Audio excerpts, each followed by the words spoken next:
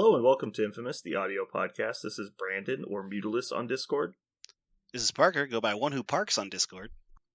This is Jeremy, don't care about Discord, and I figured out how to edit my own goddamn name, so fucking deal with it, people. Whoa! Let's let Aaron say his name. This is Aaron. I go by Treffenwood. Whoa, Jeremy. I am really impressed. Mm-hmm. What did you change your name to? I'm just curious. Dipshit. It says dipshit Okay. right now, and that's what I changed it to. Don't worry, I'll change it. I'll change it to something you'll enjoy more, everybody. I find it enjoyable. I know you do. Wait, I wasn't paying attention. Did Aaron already introduce himself? Yes. Oh, okay. Cool. All right, so since we're past introductions, Jeremy, how long do you think it took you to figure out how to right-click your own name? Well, I think it was 2 years. I mean, I don't know how long 118 weeks is, but it was at least that long. Yeah, I know. Don't make him a hard time. The man is trying every day. He turns on the computer. He sits in front of the computer. That's been good enough for 118 weeks. He doesn't need more. Look, I don't need your all's technology or, things like comforts of home. Okay, just for the record, I'm just going to say this out loud. Yeah. It's 2 years, 3 months, and 2 weeks. And so, no, 2 years, 3 months, and 2 weeks.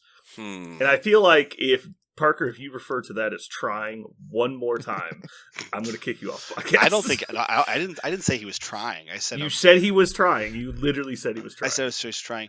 No, I think he's trying to be part of society. Is what I mean. He wasn't trying to make his name, change his name. Because if he was trying to change his name, there are any number of things a grown ass man could have done to do that.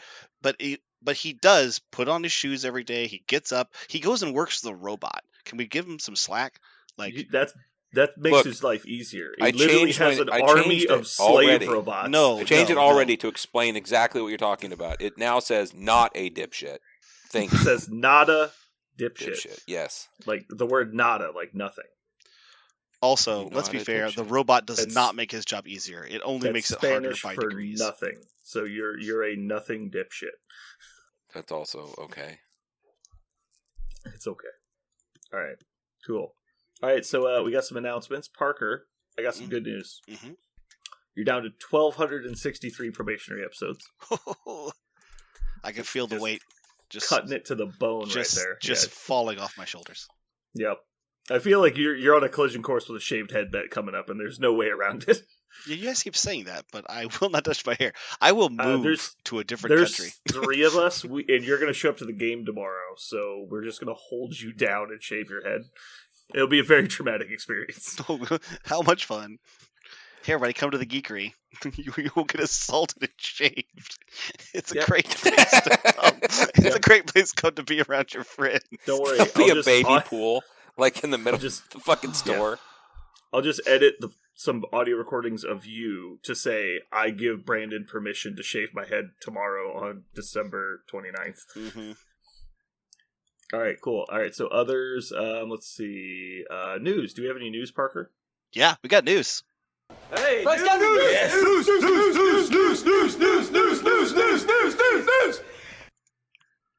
So we have Rhino cards. Rhino cards are out. We know that the first one is getting printed. Everybody was very excited. A card called Brace for Impact. So I'm not. That sounds honestly. You know what? I'm going to call it now. This is getting restricted. This is too good. I think it is. Also, I think it'll be reprinted 3 times, and once apparently in the pack directly preceding this one. It was in the Blob pack, and now it's Are you serious? Yeah, it was. So we now have it's very strange how many. This actually, this Brace for Impact. The one thing I will say about it is this lends a huge amount of credence to your idea, Brandon, that they have a really long-term plan for all these things, and they're just kind of taking things off the shelf as it comes and sitting it down in front of us. Because if this was always supposed to be printed with the Rhino, why would you print it right after Blob? Unless it was just kind of... They didn't have any plans as that. Right. They're just we're going to put Brace for Impact in with Blob because that makes sense. And we'll also put it in with Rhino because that'll be 2 alternate arts. But then putting them a month away from each other doesn't make any sense. Unless they don't actually get to choose like that kind of stuff. It's just it comes out when it comes out. Well, I think they do get to choose. I just think they don't put a lot of thought into what order the stuff comes out beyond like affiliations need to be somewhat together and like release waves and stuff. Right. I do think they're also leaning heavily into the popular like defining cards of the game need to be in as many different affiliations as possible. That way people don't have to buy a large collection of stuff. Now, obviously on Brace, that's in the card pack, so it's not a big deal, but I think that's why we'll see a lot of the generically good stuff like Recal and Brace and things like that in a lot of different boxes. Mm-hmm. So the two Rhino cards that are coming out. The first one is Rhino in a China Shop. It's really cool, unaffiliated, so he can play it anywhere he wants. Rhino has to play this card at the beginning of his activation. Costs no power. The next attack Rhino makes his activation adds dice equal to the combined size of all terrain features destroyed this activation. At the end of this activation, Rhino suffers 2 damage. So for no power but 2 damage, Rhino gets to buff 1 attack. Does anybody want to talk about all the cool things you can do with this? I know Aaron did some funny math, and I really appreciated it. He found enough ways in a single Rhino activation to destroy enough terrain to do some funny things. But he actually didn't even use all of them, which I'm going to bring up at the end. Yeah, I didn't. Go ahead though. Tell the people what you learned. Well, not learned, but just off the top of my head. So you're doing 5 dice initially, right? After you push yourself, you get to do 2 more.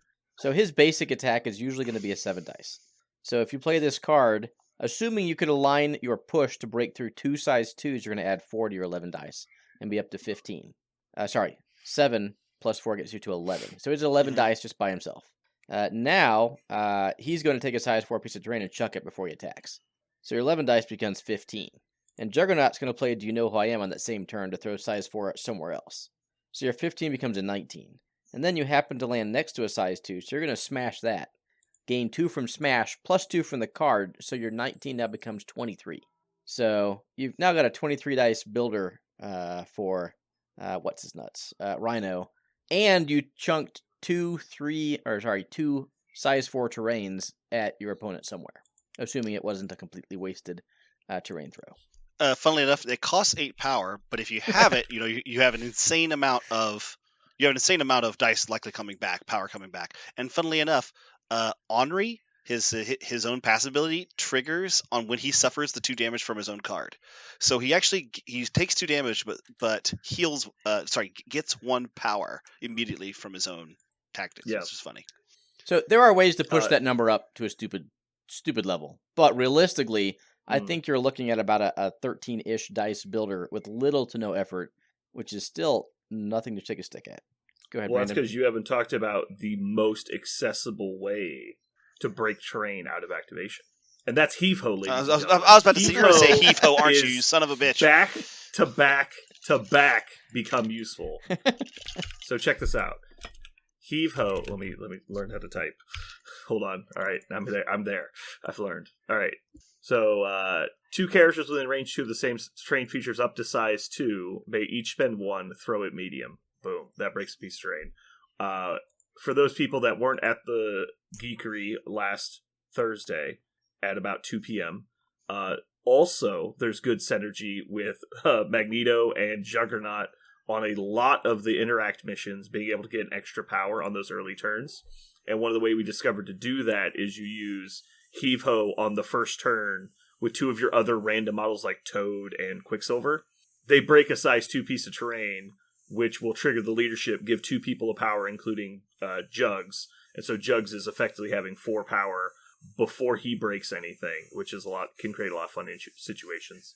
But I think Heave-Ho is actually legitimately become better than 1-2 punch. I think that's something we have to accept as the state of the game that we currently live in. I was going to say, but he is not. But Heave-Hoing before his activation doesn't help this card. It doesn't help. No, it's that you do it out of activation. The people playing Heave-Ho don't need to be activating. Right. You can play Heave-Ho, but in your point where you're saying you can give Rhino a power, you do it during that. No, Rhino's you turn. give Jugs a power. Where I wasn't talking about Rhino. I was talking about Jugs. Oh, so then Jugs with could Magneto throw. leadership. Yeah. I see. So it'll let Jugs pick up an objective and then still push himself back on something like, I think it's scrolls. So he can go to the far scroll, pick it up, and even if he fails the roll, which is like a 16% or something. Then if he fails it, just push himself back and be pretty safe. Let us not forget, in Arian's original thing, he was, saying that you could be doing damage with your terrain, but you could just throw terrain into other terrain, therefore It's true. destroying it and adding more dice to this Rhino attack. It So would that's be what a you bad would- idea, but you could That's do what it. you would do with Heave-Ho. You'd throw a size 2 into a lamppost, get 3 net out of it, and then add 3 dice to Rhino's attack. Mhm. But obviously on his size 4, you'd rather throw that at somebody, because that's Mhm. better than 3 more dice on an attack. Right, precisely. But it is just funny that if you throw things at things, for some reason you didn't have the ability, say, to throw it at anyone, but you wanted to add Mm. dice to his attack, you could throw something at something else and get it. You're right. Yeah. It could go up another 6. 29 dice. Why not? Yeah. Which anyone who's ever rolled dice in this game knows that's a terrible decision. Spending like 10 power to roll like 20 dice on a random single attack with no mods Mhm. is like, that's not ideal. You'd rather just like play Helios if that's what you want to do. Mhm. It doesn't burn 3 tactics cards. Well, like I said, It's- you play the 1 tactics card, you're going to get somewhere around 13 power for 1 Yeah. attack, which I think is pretty damn solid. Yeah, it's not bad. It's definitely a good card. I love it. I think it's really good. I think, yeah, all memes aside of being able to pump it to some silly range, it's actually just a good damage buff card if you had space for a damage buff card. The last one, I think is really strong. I like it a lot. This is a robbery, is what it's called. Unaffiliated again, so we can play this anywhere. If it's Rhino's activation, he can spend 2 power to play a card. Choose an enemy character within one of him that is holding an objective token. The chosen character drops any objective tokens it's holding. So that's any and all. And then Rhino throws the chosen character medium. So for 2 power, you get a Rhino throw, and they drop all their tokens. Oh man, that seems really good. I love this card. This card is fucking awesome. Yeah, And so clearly it's good, right? There's no question. yeah, this is good. fantastic It does card. multiple good things, right? You force enemy to drop an objective. You get to move a character. Like it's fairly cheap, and even though it's a close range effect, he's a character that can close that gap. It's unaffiliated. It's so good. It's not during his activation. It's awesome. No, it is. Right? It is. This card- It is. Oh, sorry. activation. It is during his activation, which is still fine. This card is awesome, but also the card concept is fucking hilarious. It's just like, just imagine Rhino, like, he plays for his slide and just crushes his way through a bunch of training. Just right next to a guy goes, "This is a robbery!" And just grabs the guy and throws him through a wall. He's like, give me the money. Like, it's so funny. Oh, it's so good. This is I one of love those it. cards. This is one of those cards that looks like one thing. You're like, oh, cool, a throw, and oh, cool, a drop objective tokens. But then when you look at it a second, you're like, wait a minute, this could be a 2 to 3 victory point swing with just Mhm. like 1 activation and 1 tactics card. That's great. And for doing It could- something Rhino already wants to do, which is be up next to people, in people's faces. It's not like he didn't always already want that. On a very mobile character as well. Really good card. So one observation that we talked about previously was, how do you get people to attack Rhino? Well, you can just guaranteed have him have an objective every single game. Like, that helps. But yeah, like you're saying, with the fact that he's on a large base, the closeness of all the objectives now, he can easily move up to contest 1 point, make you drop a 2nd point, and throw you off of a 3rd after you've activated. Like, that is exactly a 3-point swing, which is very doable on multiple scenarios. So now that we know his tactics cards, what do we think his favorite homes are? Any, like, he doesn't care. Any? Lists that like 4-pointers and mobility. I was going to say, I think he's going to feel great in but yeah, I was going to say 4-pointers and mobility. Guardians is going to feel really good because Guardians Ooh. doesn't have 4-pointers nor mobility. What about X-Men? He's a large base for the hop, Mhm. giving him cover outside of close range. I think it's not terrible. They do have a bunch of 4-pointers that they might want to play because Rogue and the new Wolverine are both really good. I mean, But- there's no rule you can't play 2 4-pointers. Right. In fact, you literally play an affiliation based on that concept. It's kind of funny. I feel like X-Men is like, what do you think the Storm Leader should be good for? Anything? Everything? Yep. When is it not good? Name words. Name Yeah. words, and that's what it's good at. And I feel like I was trying to think of factions that don't have what Rhino does. But you could also do what you're saying, which is just put Rhino, take Rhino to 11 instead of. Well, so I would actually argue that X-Men is an affiliation built around really efficient 3-pointers.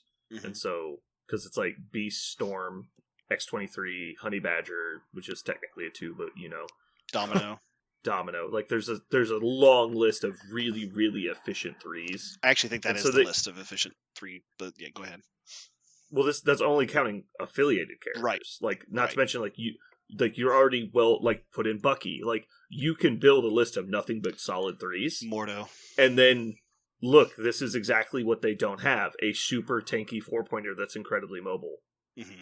Like, on a large base. So not only this is interesting, though, because normally you take the large base to place them. You're taking the large base to place other people, because he can be anywhere every turn. So he can just set up other people's moves. Right. I think the winner is Kingpin Criminal. I mean, look at the swing that can create on top of everything else, and he can be wherever he wants. I mean, that's definitely good. I don't know, because it is. I guess if they have 2 characters on a point, he can make them drop 1, and now he's automatically winning. But I don't know if this does. I mean, Kingpin likes all the big guys, and he likes them mobile too. I'm not saying he's bad, but I agree with Jeremy. I think this is going to be really good with Kingpin. Without the Tactus card, I think it was a question mark. But with the Tactus card, he's great. The only agency you have against him is you can have more extracts, and this allows you to grab that extract too. Also, he can be on your back point very easily. I don't know how much I would value 2 2s in Kingpin Criminals, honestly. I feel like I'd rather have 2 2s. And if he is a criminal, I think, yes, that's a huge bonus. And we assume he should be. But if he's not a criminal... I think they literally said he is. Hold on. I'll check. I'm pretty sure he is, though. If he is a criminal, which makes perfect sense, then I think, yes, great to include with Kingpin. He's robbing people. This is a robbery. He's fucking robbing people. But technically every bad guy in the game could be a criminal, right? So in the box spoiler, they say this pack adds a rampaging villain to players' rosters, giving them another powerful option for Spider Foes and Criminal Syndicate affiliations. So they've already announced that he's going to be in those 2 specifically. Does Daredevil need him? Yes and no. I mean, I don't know. I don't ever play him. Like, why you say that? Yes and no. I think so. It depends. If you have a faction, you can either double down on what that faction or affiliation does, right? Like, I'm gonna go all in on rapid fire 3-threat models to accentuate my pew pew, or you can say 90% of my models do this one thing really well. They could sure use X to help them out. That X might be, in Daredevil's case, a very mobile, tanky model. And if you don't want to pay 5 for Juggernaut, you can pay 4 for Rhino. I don't think it's the right answer, but I don't think it's the wrong answer either. Like, it's your mileage may vary. 4-point, large base. Is there? Yeah, I was trying to think who else is. It's Black Dwarf, right? He's the only other large base 4-pointer. For 4, I think so. Yeah, because it's Ghost Rider, Dormammu, Hulk, Sentinel Hulk Mark Buster, 4, Sentinels. Oh, I guess the Sentinel is, yeah. But again, the Sentinel is not mobile. So Rhino gives you the ability to, you've got that objective, especially with this card. Like, the Daredevil list just gets to sit on objectives and shoot shit. Rhino says, I need to flip that extract. Go do it. So again, he gives them something that they can't otherwise do with their basic list. But you're giving up some of the raw damage output to do that. Yeah, I think if you were considering taking Juggernaut anyway, then this is good as a second option to save you points. And there's a lot of... I don't think the old Daredevil list of just don't contest things and shoot everybody works. I think you just score too fast. So this might be a concession you have to make just to contest points. Well, I would never have taken Juggernaut and Daredevil. Never. It's a horrible idea. Right. Well, I think I've seen people do it, though. Like, I'm not saying it's optimal, but I'm just saying if people were considering that line of play... I don't like telling people they're wrong, but they're wrong. Yeah, it definitely does not synergize well, but it does give you a mobile, aggressive, hard-to-kill model. Sure, like, you could argue that Juggernaut's not wrong in any list. But in that particular list, like, he only gets 1 attack a turn. Like, I'm going to take a leadership and benefits attacks. I don't disagree. I think the old list was very optimized.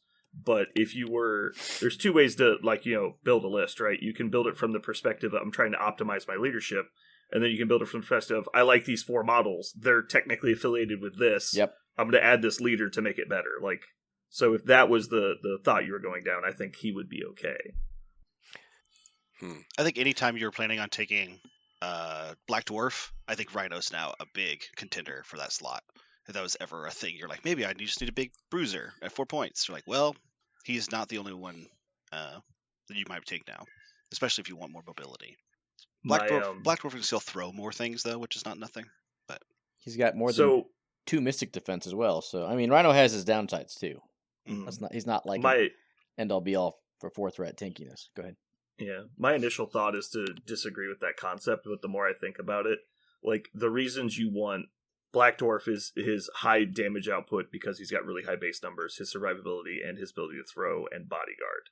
So you're losing bodyguard, you're losing the larger throw, and you're losing. Well, I guess they have the same size throw, but you can't throw people. Mm-hmm. So a less versatile throw, and you're losing total maximum stats.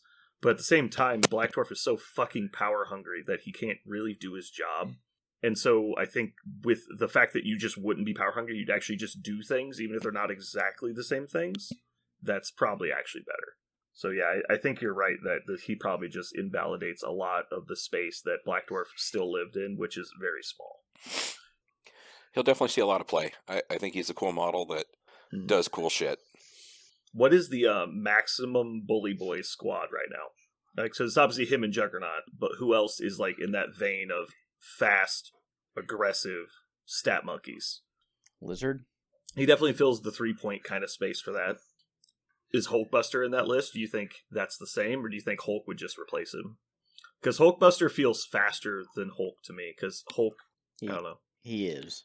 Hit and run, it makes him faster. Hit and run being really efficient. The problem is that, like, obviously if you're just out of that original 3 range, you're kind of screwed because you can't hit and run. But Hulk can leap and attack further than range 3, I'm pretty sure. Yeah, definitely. Not much further, but further. I mean, there really isn't too much that's similar to Juggernaut right now. I mean, right. That's why he was such a big deal. Yeah. Blob is kind of in that vein, but he's more sedentary and tanky. But yeah. Do Bully Boys have to throw? Is that like something you need to have to be a Bully Boy? No, it doesn't have to have a throw. Just I'm thinking of very mobile bricks, basically. I think Blob definitely fits in that. It's also dumb how he can just sit there and push people around. Logan, similar to Iron Fist, like range 3 with a place, Beast. Those types of characters can be very mobile in different ways. Yeah, I don't hate that. All right. Do we have any other news? No, I think that's it. Okay. All right. So for our our main topic today, we were looking at meta observations that we've had since the new missions have come out. So we were talking about earlier that the game kind of feels accelerated. Like instead of ending on 5-6, it seems to end on 3-4 a little bit more often, and it feels like the game gets there kind of if you want it to or not. There's no more of the drag out the game kind of play style because there's just you can't contest everything, you can't deny everything. So what do you guys think? Like what? I think you can drag it out. You have to be very specific with your crisis selection. And you could get screwed into a combo that's not going to make that happen. Researcher is a very slow extract. Yeah, like Researcher Demons is definitely low scoring compared to I think else, basically. Long games are absolutely out there. But when you start adding Senators and Paranoia, like I don't care what your secure is, that you're going to have a fast game. When you're scoring 6 with your extract, shit's going to happen pretty fast.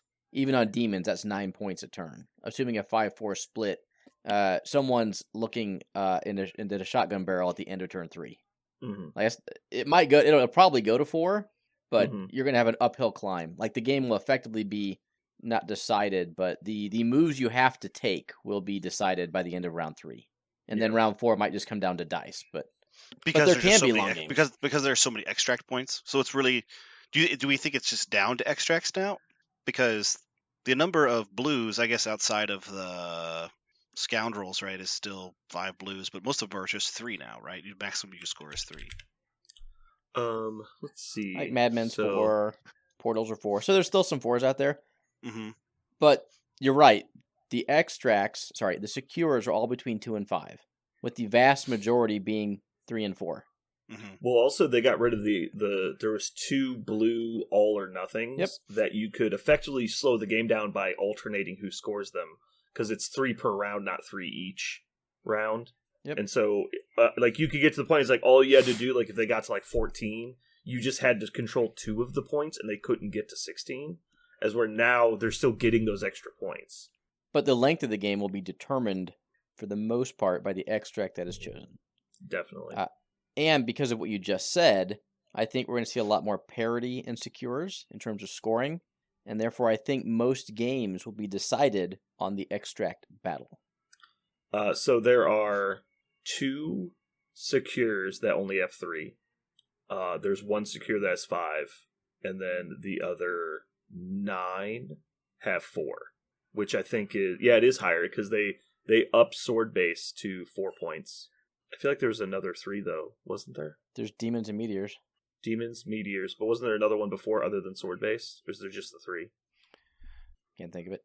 Demons, meteors, Gamma. portals, Still Gamma. They lowered the scoring on Gamma, technically. Yeah. intrusions. There's a 3. I mean, there's a handful of 3s, but I think you're right. The extracts are where it's at on how fast that game's going to be. And, like, what I see is the entire game, like, all models are now range 3 apart after turn 2. So how do you manage that? It's kind of like, Fucking is your roll list buckets of built to dice. deal with that? Yeah. It makes it very brutal, and with extracts not being able to pick more than one up on most of them, like, is murdering what you want to do? Like, which models are you going to murder? Because they're right there. I mean, everybody's right there. Excuse me. The game used to be, everything was kind of stretched out. You know, ranged models got to be ranged, and it's just changed. Everybody's just fighting now. Totally agree. Which is super fun. Like, that's all positives. It's just a weird world.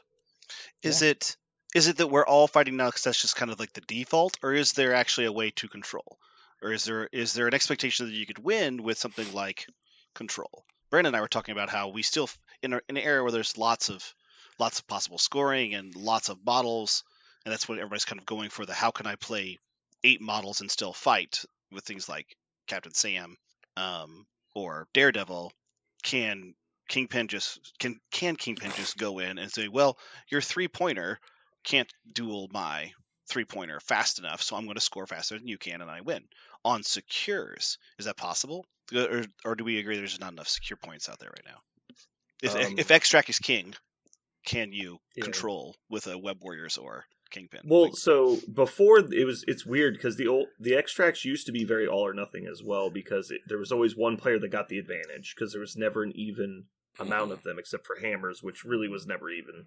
And so now there's almost like actually even extracts. Like there's the centers with 6 in the middle, right? Like it's hard to think that won't come out to be fairly close to even. Mm-hmm.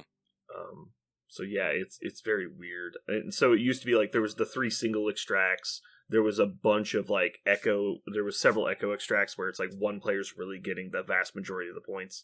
Now that there's many more extracts on the board, I don't know that. I think the viewpoint of extracts rule the game is, I think, both true and untrue, I guess is what I'm trying to say. It really depends. I think you have to be willing to adapt a lot more than you used to. It's interesting because what I'm finding to happen is towards the end of your game, which might be turn 3 or 4, do you still have a model that can still go out there and pick something up and then survive long enough to actually score it? Usually somebody's holding something, or they've been KO'd, or they're just not going to be, your opponent will be closer to get it. It's just a mad scramble for the scraps is what it turns out, what I keep seeing happening. But I'm trying to play a lot of the new ones, and they keep getting mashed together. So it's a lot of new missions kind of mashed. So I haven't really played many Ds. I haven't played much of the old stuff. So maybe the spreading them out a little bit and actually playing what my list wants, which I'm still not sure about, matters. But playing the, what is it, G through, what is it, L or J or something? I mean, L. Those things are crazy. Are there 11 extracts? I thought there was 10. There are I think there's 11, right? No, 10, 12. I'm getting 11 results on the website. So we've got Senators, Paranoia, Scrolls, Cubes, Spiders, Montesi, Research, Riots. Oh, that's a secure. I see what happened. It was a poor search on my part. Yeah, I thought they were even, right? No, it's 10 and 12. No, it's 10 and 12. 10 and 12, yeah. There's 12 blues. So we've got 1, 2, 3, 4 3 extract missions, and everything else is 4 and up. Except, and research is one of the ones that's technically 3, but it's really 1. No, 2. Research? Yeah, researcher, you score 2 points if you secure the researcher. No, a single token. Oh, yeah, okay, okay, got it. Yeah. Sure. And I think Paranoia, isn't that the one where you get bonus if you have people near your guy? So it's even though it's actually at like a 4.1, it's really it's 6. A 6.1, yeah. It's super fast. It's a 6.1. Why is it just 6 and not 8? I'm a little confused. Because it's only you can only get the bonus once. It's if Only one or bonus more once. of your holders are within 2 of a friend. I get it. You're saying 6 points will be scored on the board by possibly Right. 2 different teams simultaneously. But if Mhm. if you had all of them, you would only score 5, not 6. True, yeah. So that Okay. would be it's very weird. It's kind of like Gamma, where it's like the points are never even. Mhm. Like it just never goes the way you think it's going to go. But yeah, so Alien Ship is a 3-point score. Legacy Virus is a 3 or 6, or 3 and 6 rather. Or can't score. Is it or? You Okay, can't, so you can't score both Okay, the same turn. gotcha. So we had 3 or 6, 4, 2 or 3, 3, 5, 6. No, that's a 4, right? Yeah. 4, and then somewhere between. Oh my god, 0 and 6. Man, yeah, I don't know. It's just going to take a bunch of reps, but so really where I wanted this conversation to go is how is the change of these missions, because we've talked about the missions a lot, how has it changed the affiliations and how we look at them? Because in the past, like, affiliations like Black Order have seemed really strong because they were able to capture strategic points and sit on them and then kind of ignore everything else and stay in the game long enough to have their attrition pay off. And like other affiliations like Brotherhood and A-Force that were super bricky were considered not good because so many of the missions were spread out missions. And so just kind of going through the different lists in the game and talking about like how impactful the mission changes have been. I do think it's true that... Oh, go ahead, Aaron. Nope. You first. Okay. I do think it's true that all the bricky stuff has gotten a lot stronger. Even like Storm's leadership, actually. I only played it once with the new stuff, but I feel like looking at some of these, because kind of like what Jeremy was saying, everyone's at range 3, and so yes, you're getting cover that way, but things are just so much more close. Everything's so much more close. I feel like some of the ways you could count on having defensive bonuses from some of these things like Storm's leadership is going to be harder to get. The leadership becomes less impactful because things are not spread out. That being said, there's still 3 Ds, right? And that spreads things out pretty far. Mm-hmm. So it's not like 3, 4, because technically Worthy starts on a D. But the fact that you still do have, you could still, in your package at least, for your blues, bring 3 Ds and say, I want my guys to spread out. I want one-on-one fights. So as long as you're winning rolls, you should see that kind of spread out stuff now. But the chances of... Point of order, just for clarity, there's only one extract on D, and it's Worthy. Right. So the only way to get double Ds is Worthy and one of the 3 blues that are on extract, or D as well. We have 4 Ds, right? Portals, Riots, and Cosmic, right? Invasion. Yes. Yeah, 4 total, but 3 Right. of them are on the blue side, Right. which makes the odds of pulling double Ds very unlikely. Right. I guess I was much focusing. like in life. I guess I was focusing mostly on secures because that kind of, after you collect all the extracts, generally things start gravitating towards the secures. Yes, definitely.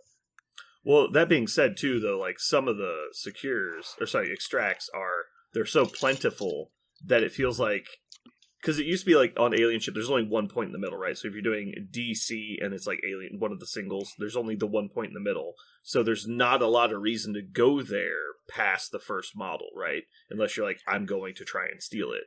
And so, but if there's 6 in the middle, like on Senators, so if you're just going into round 2 and there's 6 models standing in the middle of the table on a D deployment, it's like and then like Magneto's there.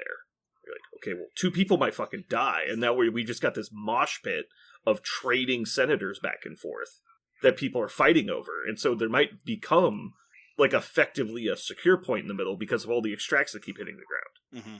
And so I'm just thinking that might be relevant to a lot of games. That's basically what I'm seeing every game. Is that even if there's not a point there, people still fight in the middle? Absolutely. Because they start spilling out. One model goes, dazes the one that's the easiest to daze, it pops out. They pick that up. Next guy goes, there's another model standing there, tries to daze that. They can't go anywhere because they have already activated. Try and get that guy to draw, like, it's a fucking mosh pit in almost all of them, I can imagine. I haven't played all of them, but, I mean, everybody is just too goddamn close now. Which is good, which made me think, like, models that charge, it used to be, I have charge so I can still be somewhere important and do both actions. Now it's like I can charge to be where I need, where a good place, and also be awesome. Like not just what is available, it's everything's available, and I'm going to do the one that's best for me instead of just being what's available.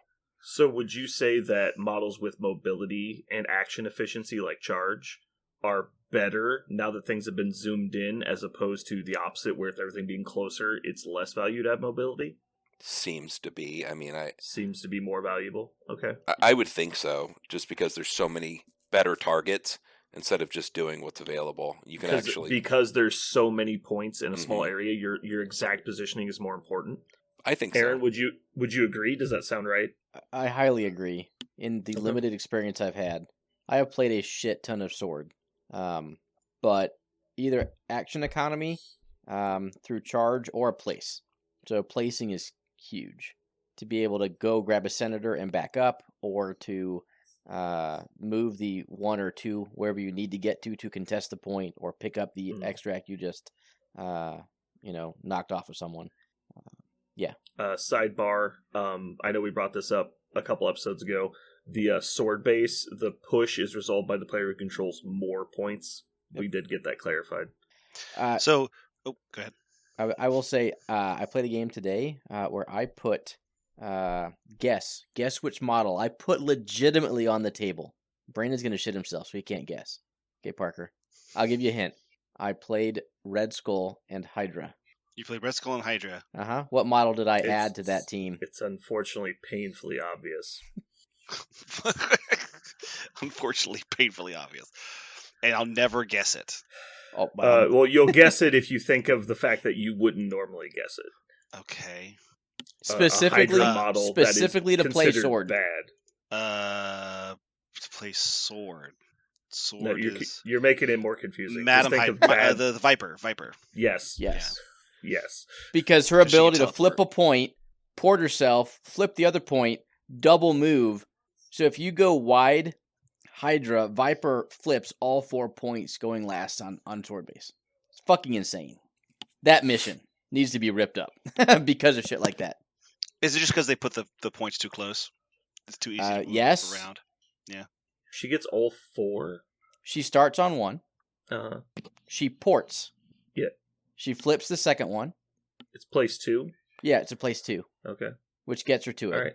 Then she moves long, and she moves long again. She just needs 6 power for that. Yes, if all 4 are not, if she has to actually pay to flip all 4. Like if your opponent has all. And the only way she has 6 powers if she's died before. Well, yeah. So turn 1, I double moved her to the point she needs to be, and she got dazed. I'm like, okay, great. Attack Viper. Go ahead. Tell Perrin to do better. I'll try. Anyway, stuff like that is a legitimate reason to play a model that's never seen play before, because of her mobility on that specific scenario. You could have just alternatively played Quicksilver and done the exact same thing with more movement. But I'm not interested in your logic, sir. Okay. But you are flipping a coin too, right? It's not. I mean, you could take that model, do all that stuff, and then flip tails 3 times and go, "Oh well, shit, that didn't do anything." But in a high variance situation, opportunity is the most important. So the fact that you got to check 4 times in one activation is huge. It's great. And honestly, you're really just checking your opponents. Right. you probably have yours. Like picture Yeah, a typical mutant, right? You have yours, your opponent keeps theirs. What if you got to go last and have a 50-50 flip on 2 of theirs? Odds are you flip one of them. That's a 2-point VP swing. You do that every turn because you go last. Like if you ever drop sword, you need to go last. I don't care if you have priority or not, but you should A, probably not have priority, and B, if you do, you need to go wide as fuck. Yeah. That's my only 2 cents. And by your own admission there, any model in the game can exactly do that, because any model going last can move to one point, then move to the other. Mm-hmm. I don't know if you need a long... Sorry, not them. crossbones. You definitely don't. Okay. A short medium base gets it. You definitely don't need a long move. Okay. Yeah. And short medium gets it by some extra. But I like having the place possibility in case my opponent does the same thing I want to do, which is, obviously overflip. So. Right. Black Order could be quite the nightmare on that. Why? Just because they occupy the middle so well? Yeah. Between Thanos and Corvus, you can't get near it. Well, the problem is, they can just steal it back. Because, normally when you contest pay to flips, it's difficult to take them. But Thanos counts for nothing, basically, because, you're just rolling at 1 die. I don't know. It'd be more about, can you kill enough of their models to deny their ability to check points, I think. Which is possible. And to your guys' point, if your opponent is playing a really tall model like a 9-point Thanos to make sure he can place things and Mind Stone things, you're like, well, I have this movement trick, so I'm going to check 2 things anyway. I'm going to flip 2 things anyway. I don't care that you moved my model. Because that's the thing I think Thanos used to be able to do, right? He could place your model outside of the ability to affect the objective easily. But as long as you're playing mobile stuff, they'll get back in there to check again anyway. So Thanos effectively did nothing to change the game, or at least change the victory points. Well, the issue with Thanos, especially on pay to flips, was he would move all your stuff off 2 points, flip both of them, and then it's your turn, and you would have to kind of pick which one to try and take back with your last model if he didn't kill you. But on Sword, you just take all of the ones he's not standing on. And so I think playing an elitist list is kind of hard, because if one of them gets dazed, or just they also have board control, they move one guy off and take 2 back, and you're like, oh, shit. I don't know that that's a race you can really win. Well, in my mind, I was thinking they're either going to pass. I mean, they'll pass until, Thanos is second to last. And then you just grab that last model, kill it. I mean, usually you can kill it, and then just go grab them all. Yeah, but then you're giving up priority. You can only do that so many times. Do we think it is good? Do we think one of the things we said, is that we now, if games are ending on turn 3 or 4, one of the things we all agreed upon last cast was we're keeping the points in a fair amount of parity. If the games are ending in 3 to 4, or at least that's the potential, are they ending with 10 points in between? Is that gap? Was our initial observation that games seemed like there was more parity as the turns were going on not true? Or are games ending on turn 4 with both teams close to 16? I've seen a lot of, going into 4, people are at 12 plus. Mm-hmm. But in both players. Tied-ish, yeah. Yeah, it's been a lot of close games. And I think that's an aspect of adding the more points. It's hard. It was hard in the old days to get a heavy score, a one-sided score. And that was when there's only 5 tokens. Now that there's 8 or 9 or 11, you're like, oh my god, how could one team score all of these? And so because of that, even if you have a great turn, you're like, oh, I scored 6, but they scored 4. Yeah, but it would have been 6-1 previously. Now it's 6-4. And so it feels like it stays closer due to that, because it's you just can't get everything. It's not possible. That's one of the reasons why I agreed with Jeremy's point earlier, where it felt like by turn 4, it's always okay, which one of my 2.5 dazed characters that I have left, right? What can I do with these? Well, my opponent has 2 characters that are dazed left, and I have 2.5. So can I somehow leverage this to a win right now? I feel like that's a way a lot of my games have been getting close to at the end with these new setups. It comes down to a lot of dice. I need to kill you, or you need to kill me. I feel like mission objective was important before. Cards like that are even more important now. Models are just getting killed in days so fast. They're just... I think mission objective is stapled in my 5 and has been for a while. Yeah, see, I wasn't a member of that team, but I definitely think I am now. It's funny you mentioned that. Well, I talked last time about is it possible that models like Black Cat would have less value when there's so many points to go around, and maybe she could just pick one up anyway because there are 6 on the board or whatever. But in our game, Jeremy, it literally came down to Black Cat stealing twice, and so you just got +2, Yep. and that was it. Like I couldn't possibly catch you. It was I say couldn't possibly catch you, but that's how close the games are. Is if you can get +2 on somebody. That's why cards like Mission Objective and models like Black Cat, you would think at first you're like, well, Black Cat could just pick up a point anyway. Why does she need to steal? It's because denying your opponent one when they expected to have one becomes so much more important when everybody's almost gonna win. So, Yeah. Interesting. point of clarification from our Rhino talk. If your opponent mission objectives their objective, you don't get to pick it up, and you don't get to throw the opponent. I knew you were going there. Yeah, Mm. figure that's important for our listener singular to understand. Whoa. I'm not going to make assumptions here. There's at least 4 listeners, So and Guernsey. that's right. And if That's anyone, interesting. anyone It's wants a- to know it's a- why, it's because the word "then" exists in that card. Yeah, Yeah. that's interesting. So you drop the objective, then you get to throw them. But if they never drop the objective because they play a tactics card that says they don't have to, you don't get to follow up the throw. I am very much not a fan of this logic train, but I understand and respect that it exists, but I really don't like it in games when it's like, oh, stop the process, one thing didn't work. And I'm like it's not like a, if the character was killed, you get to assassin or something. It's like, no, just like, it's a sentence. Like, it's okay. But I understand the logic. I just don't like it. I prefer game systems that are do as much as you can. I always like Bucky when he can't push and then he auto KOs himself. Isn't that what happens? That would be fair. What? Why does he auto KO? He doesn't. He just- KO He does it, He just but wants. it should He just fucking wants happen. it. He just Right. wants the gun to jam and it explode. I want him in to his face. fucking die for nothing. I No. fucking hate that guy. It's like when you're doing a computer process, right? It's like, dude, Yep. execute this chain, and it gets stuck on 2 and just crashes. Like Bucky uses Red Fury and punches Magneto, and his head explodes. Yep. It's like Black Bolt when he tries to talk. He That'd causes be his own an heart interesting to blow core up. rule mechanic. If you're ever required to make an attack but can't on an enemy, you must then on a friendly. You play too That much would make Blood Bowl. people double check range a lot. Aaron, you said the hard time, right? That you got to be out. Ish. How? So 30 minutes past your hard time. At that point, my wife might be in bed, and we're trying to prevent that from happening. Okay. I was like, is that good? I'm not sure. All right. So we're going to run through these real quick then, and then we'll wrap up. So A-Force, I think we can unanimously say benefited positively from this rules or the mission update. Oh yeah. Oh, Yeah. I'm not so sure. Yeah. No. Really? Maybe we're not unanimous. So All right, I think give me- wide lists benefited significantly. A-Force does not run a wide list. Yeah, but they like to fight in a brick and play Stalwart Determination and all that. Sure, but unless they grab the extract lead before they brick up, it's not going to matter how tanky they are. True.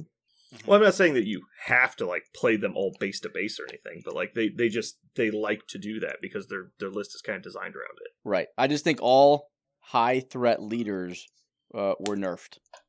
due So to generally the speaking, changes. the usual thing you would see with A-Force was either She-Hulk and a bunch of 3s, Mhm. or She-Hulk one other good character and a bunch of 3s. So it's not like they're building, Malekith, Thanos or anything, but they did get outnumbered by most people. But they also want to have priority, so They're basically Yeah. They're basically affiliation -1 because She-Hulk is 2 characters. right. But She's you're gonna eat right. up one of your slots. But you're right. It wasn't affiliation -3 or affiliation -2 like you see with some affiliations. It wasn't like that.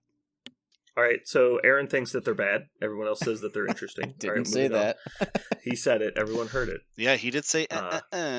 Yeah, Asgard. Yeah. What's I don't with know, man. fucking Asgard? I don't.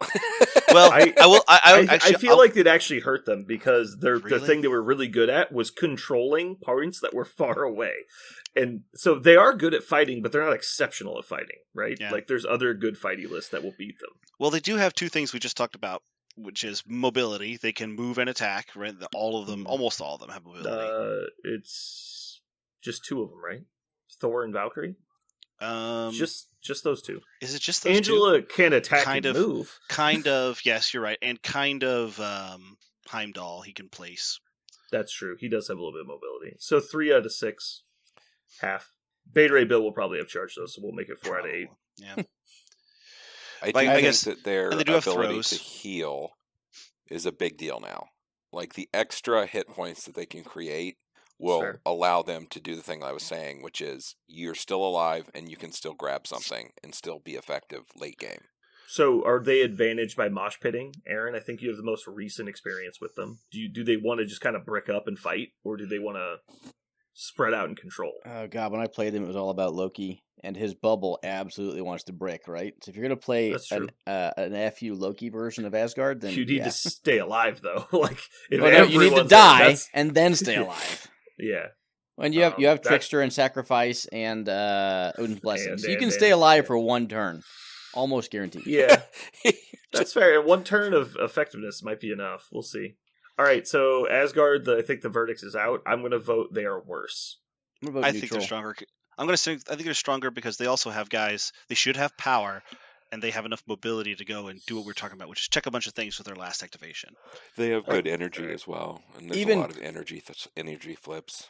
Their turn one play with so many objectives on the board. Stuff like Mhm. first class is key for X-Men to be able to interact with all the shit. Asgard are like, I got no problems. I got first class every turn. I mean, no, because your characters are bounced around having 2 power every turn, but yeah. In terms of the objective play, right? So they have a Yeah. really Yeah, strong yeah. turn one. They have potential. I think Angela's stocks are way up on what she can do, especially with her Medusa being immune to the rerolls and all the reroll people come out of the woodwork, but Daredevil and Mags back in play. So I really like Angela. I like the 2 power on Asgard. I still don't like Thor as a leader. Yeah, so I'm not a huge fan of Thor's leader. He seems better now than he was last week, though. So my problem is that they like you said, they don't go wide. They don't win the elite fights. I don't think they win the go wide fights, but it's close because they do heal a bit. They have good stats, but I don't think they have good enough stats. And so that's why I'm voting no. Moving on in alphabetical order, unfortunately, we have Avengers. I don't. This is the worst thing that ever happened. Like I don't know. The affiliation, man. yes.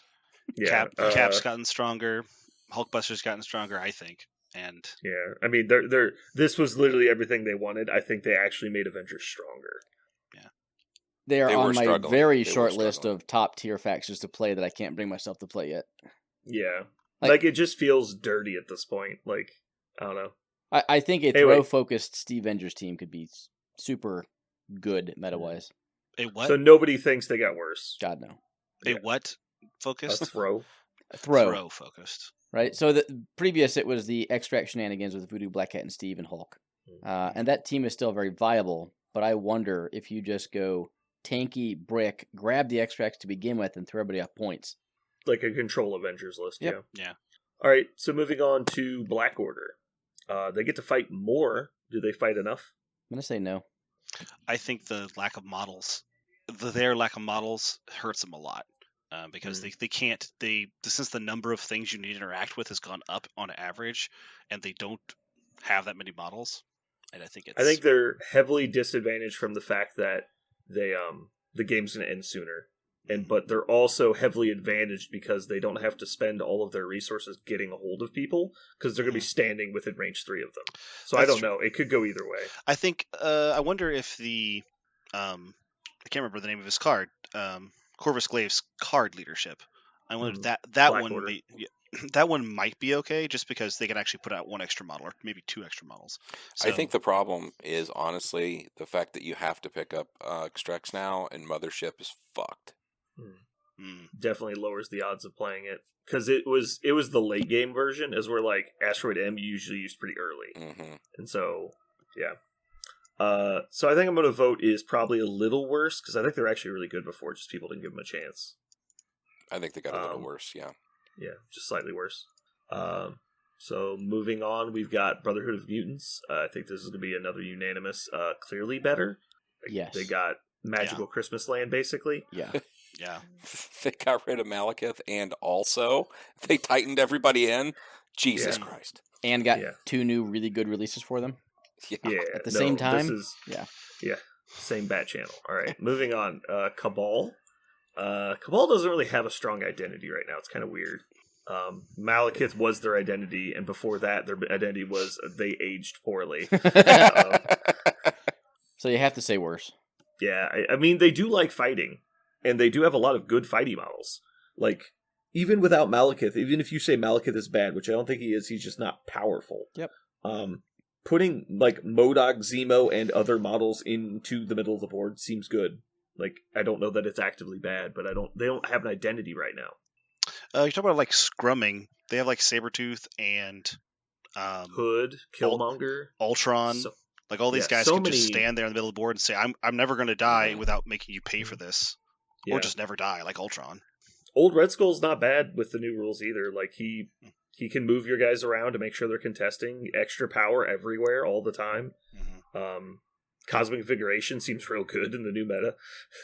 Hmm. Yeah, I think they probably got better because they weren't good at spreading out before. Mm-hmm. But I don't know that it's irrelevant better. I think it's just better. Does Sin actually get slightly better, even though she was always kind of weird and non? Yes. The fact that there are more points out there I means thought of that. technically Sin Yes. got better. Yeah, Adding- it's like, oh my god. Adding 0.01 to 100 technically Yeah. is more. Yeah, it's still not great. You Yeah. can miss more rolls. Yeah. Yeah. So next up we have Convocation. I'm sure got better. Had to I have. think it's actually worse because I think they Yeah. wanted to play the long control game. Now, I'm not saying they're bad. I think they went down like 5% because they don't play wide and they don't really want to scrum. They want to like fight unfair, right? So that I feel like they're kind of like Black Order. They're not going to spend as many resources getting a hold of you, but they're also don't really want to be standing there. So A- to B+, still above average, but not as good. yeah, I think that sounds about right. Criminal Syndicate. This might be the second biggest winner in my opinion. Mhm. They went from by far the best affiliation to absolutely unplayable to maybe really good. like it's been breakneck whiplash for Criminals. Yeah. Yeah, they seem very, very good right now. Both versions, good to go. Just think, like, you could be out there playing Omega Red, Sin, and Elektra, like Crossbones. They've got so many good models. I think you've just built my list for me. I know, right? It's great. I mean, honestly, I just can't figure out how to build which list, right? So It's because you keep trying to build both, and you should just all in on one. Wait, so I did that. So I'm all in on. I have two lists right now. I have a Shadowlands and a Kingpin, and Perrin and I are just randomizing lists into each other. So we ended up playing Kingpin into X-Men. X-Men got priority and was like, "Oh yeah, fuck your secures, we're playing mine." And then at that point, we're like, "Let's not even play this game because you don't even have a leadership at this point." So we swapped it, and we're like, "What if you won the priority role?" And then we play Scoundrels and Spider Infected, and I lost. And the 20 game to 14. ended. Yeah. It was 15 You to. lost? I was playing not Kingpin. Yes. So my X-Men lost to his Kingpin 20 to 14. Oh, I see. Because you were playing the other. Right. I was playing got it, X-Men. I got He you. drew Kingpin as Got the person to play. I don't know if I just inferred that or if you didn't tell Yeah, it right. But I go missed ahead. that too. Yeah. I think we were all like, what are you talking about? How did you lose that game? I So was like, never mind. They are the worst affiliation. I think Kingpin is godly in some instances and absolute dog shit in others. And I can't take that type of a list to a tournament. Well, I think that just means that you need to build the hybrid then. Right. Because So it cannot be full you of Kingpin. don't- It could be it full sounds Daredevil. like you or don't hybrid. need the extra stuff, right? You can win with it basically anything. You just need Kingpin and 4 models, and you got a strong game. And Well, so- no, it's not quite that easy. I mean, he Alright, played well- 7 wide. He needed all 7 of them. You need to have the long movers, the 2s. Sure. I mean, Ant-Man was key. There's shit that Daredevil doesn't need. Yeah, but So- Ant-Man's good with Shadowlands Daredevil. Like, you don't... He's not he's terrible. fine. You're right. He's not terrible. But Anyway, moving on, because we gotta get through these. Dark Dimension, slight improvement to still not relevant. They have more power to pick things up. Shut up. Just not enough Anyway. models. Not enough models. Yeah, like, they play so narrow, and the problem is, like, if everyone is standing in the middle shooting Dormammu, how does he stay alive? Oh, Jesus H. Like, yeah, it's like, I don't, but you don't have to Stop. spread out anymore. I don't know. It's weird. They scored too fast, though, because Dormammu is a win by attrition. Like, you just can't get there, I don't think. No. Although, he might have the most miraculous Omega Beam of all time if there's just a bunch of people standing next to him. It's like, we're playing Demon Senators. You're like, oh my god, like it's like like tripod sweeping the laser across the battlefield. All right, so I'm gonna go slightly better, but I don't think it's relevant still. Defenders. Waters? Defenders. an Portal affiliation? actually is pretty awesome in this when everything's really close. You just can bounce Is- back and forth. What But is- it's also awesome for your opponent. So The portal. Oh. Well, the portal's always better for you unless you place it wrong. Right. Because you put it behind your models, so they have to move further up to even use it, and then they're porting into your list. So I don't know. It should be fine, but the problem is they're so bad that I don't know that it matters, because they're just like they're kind of like Cabal. They're an undefined group of 3 other affiliations. However, Doctor Strange is better with the changes. Ancient One is better with the changes. Amazing Spider-Man is better with the changes. Blade's better with the changes. Like, as I look down the list, like, all of these characters love the changes. Like, Luke Cage, Hulk, Hawkeye, Daredevil, Moon Knight. Like, all of these characters love the changes. I'm like, they might be much better. So play those characters in the affiliations that they're better in. That's my argument. But, like, there's no question Defenders got noticeably better, but they were, like, one of the bottom 3, so... You're reading those Anyway. off, and we're like, those are excellent Avengers. Those are great Avengers. I wonder how they work in No, stage list. I mean, the other problem is they literally don't have a leadership, and they've got 2 affiliated cards, and only one of them is usable by Not Strange. Like, it's just weird. Anyway, moving on. Guardians. Much better. You think so? I actually don't. Because of Malekith. Let's put it that way. I'm incorporating You think his it's- nerf into everything. Not being no, able to let's- reroll into him was super bad. Sure, that wasn't why Guardians lost. Guardians lost because they were just outclassed. Like, the 2 rerolls on offense didn't matter. That's my opinion, at least. Okay. So the problem I have here is that, again, they're an attrition-based affiliation that like to spread out. Like, if they group up, like, your models just actually get killed. Nothing in that list contests well except for Groot, and Groot will not tank an entire list. Yeah, I will say that unless you are doing like minimum Guardians and you're dropping in some big guns like Hulk and Juggernaut and Ghost Yeah. Rider, things like those that will go and contest in the middle, like you said. Yeah. But I could super see Angela and Juggernaut hitting the middle of the table and making a great splash, and then everyone else in your list dies, and then Yeah. they're like, okay, well, I'm not going to win this game. Like, now that being said, if you see some D deployments still, you'll do fine because they love to spread out. But if you got to put a bunch of Guardians in the middle of the table, they really don't appreciate that. yeah. And that's the other thing. Like, what do you do when you're like, the whole point of your list was I take 2 big expensive models? Again, you're not going wide. You do kind of go wide because you have such a cheap base. Mm-hmm. But it's like, okay, now we have like 4 objectives in the middle, and then we're playing a D deployment because that's the deployment I like. And it's like, okay, so I can't go to the middle and get the points and contest the other sides. So like, I actually just have to give up the middle, and then I'm down points. And like, how do you get back? Like, you just lose. And none of those, feels- and none of those small models are mobile. Like none of them are, Mhm, right, except for kind of Star-Lord. But So like, the only thing you could do is just like send half your, like 2/3 your list to the middle, and then just hope Rocket can hold the back and not die. I don't know. I think in general you're right. Guardians are going to struggle with this. Is the trend I'm noticing is basically just low tempo lists are not good? Like, lists that like to sit back and play passively are just bad now? Mm, And I don't know. I haven't Relatively played against speaking. much control yet, so it's hard to say. Okay, let's keep going then. Hydra.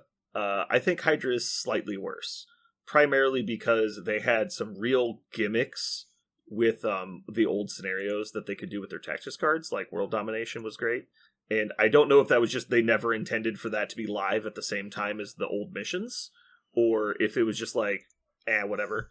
I lean towards it was never balanced against the old missions. It was balanced against something that we hadn't seen yet, which it would be this, basically. Mhm. I think they're slightly worse because they play, again, a defensive attrition based And they're build, not, they're not super mobile either. So Yeah. they don't go. Well- Not all of them are. right. The one thing I will say about them, though, is they do want to scrum in the middle. Like, that is what they want to do. They're just not really proactive about scoring. They want to slowly wear you down, and so they can fight, but they don't have any way to get ahead, really. they're just like a bleed slow mission, and they might get to the point where they achieve, because they're not trying to table you, they're just trying to get an advantage, and if they drop 2 of your characters, you have a problem, because they will bully you off the table if you're down a couple people. And so I think like Brotherhood will scrum in the middle and beat you. And so you need to come up with a plan that doesn't involve fight them in the middle. I was going to say exactly that. I was like, but they won't. I feel like they're more fair now. I guess would be the way to describe it. They're just more fair now. Before they felt pretty they could be unfair.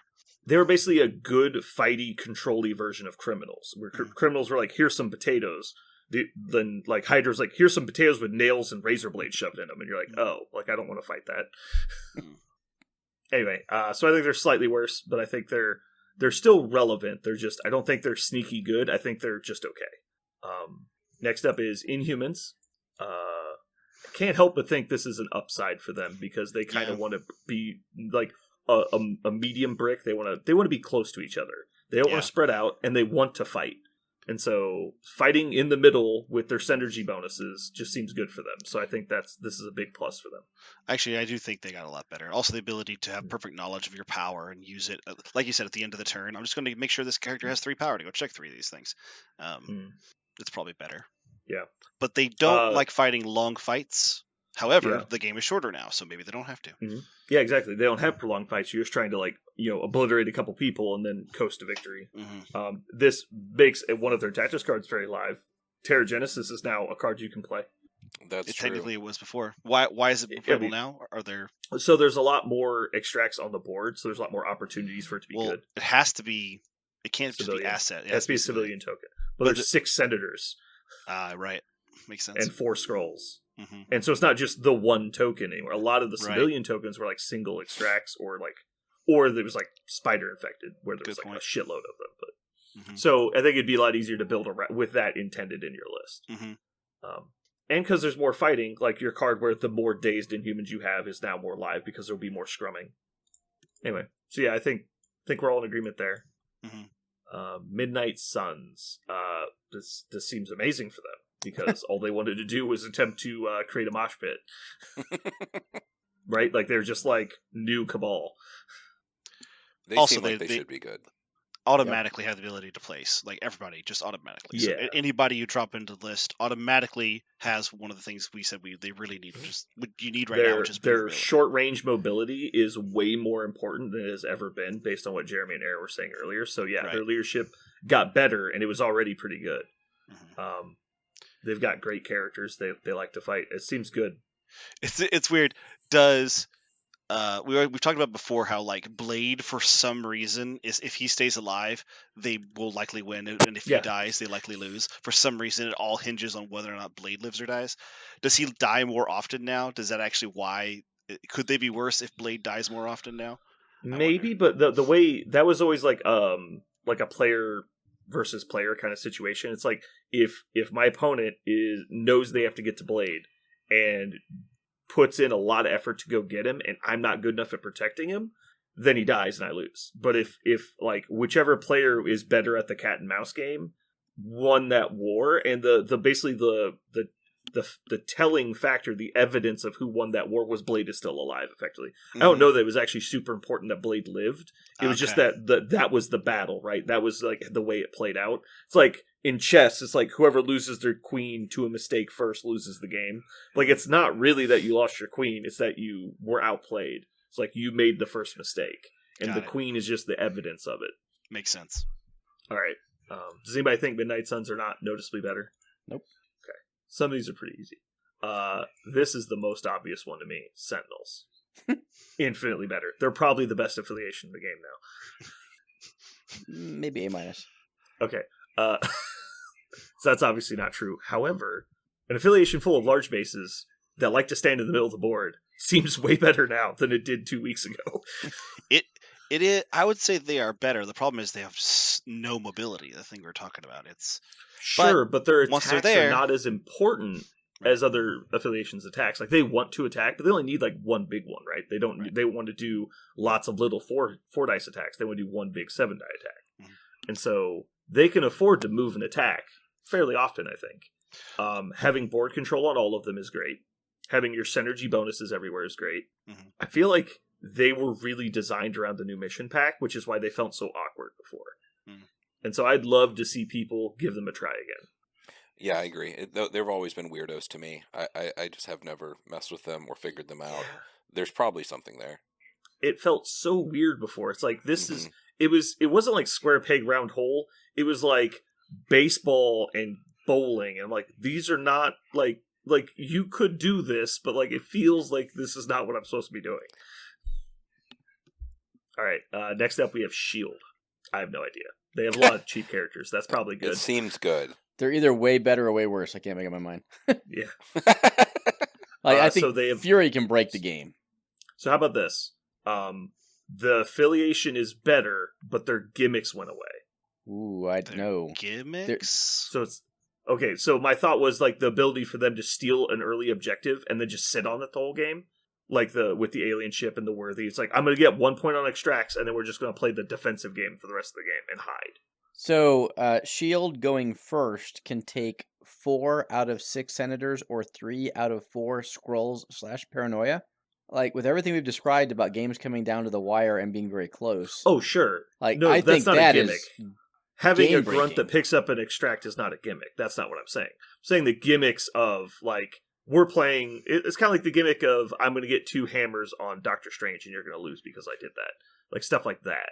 Where it's just like, this was clearly not balanced with this ability in mind. But like, yeah, having a grunt that picks up extracts, you're supposed to get an extra extract. That's kind of like Well, balanced. specifically Fury's grunts. Right. I mean, you can, Because it's so hard to get it back. right. So, I think that is potentially game breaking.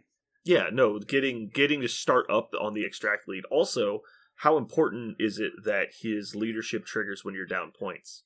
Like, is that more important now that the games are even closer? Because I'll just stay right there with you and jump No. ahead on the last turn. This is why I think Or they're just- worse. Because Shield wanted to play down for a round, maybe 2, and then Mhm. use their superior firepower at range 3/4 to pull out an attrition victory.